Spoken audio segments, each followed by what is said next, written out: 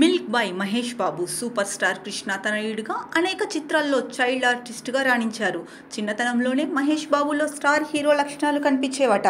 ఇక షూటింగ్లో ఉన్నప్పుడు మహేష్ బాబు చాలా యాక్టివ్గా ఉండేవారని చెప్తారు. మహేష్ బాబు సోలో హీరోగా ఎంట్రీ ఇచ్చిన చిత్రం రాజకుమారుడు.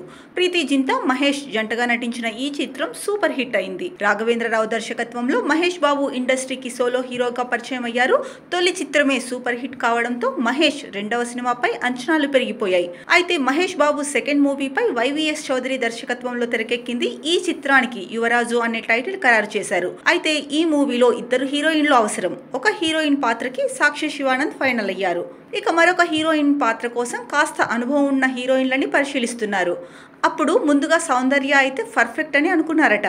వైవీఎస్ చౌదరి సౌందర్యకి వెళ్లి కథ చెప్పారట. సూపర్ స్టార్ కృష్ణ తనయుడి రెండవ చిత్రం కావడంతో సౌందర్య కూడా చాలా ఎక్సైట్ అయ్యారట. వెంటనే ఆమె ఈ ప్రాజెక్ట్ కి ఓకే చెప్పారు. దీనితో మహేష్ సౌందర్య ఇద్దరితో YVS Chowdary test look shoot ప్రారంభించారు.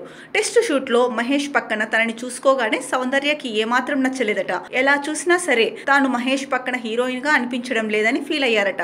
మహేష్ బాబు స్లిమ్ గా ఉండడంతో తాను అతడికి అక్కలా ఉన్నానని సౌందర్య తెలిపారట.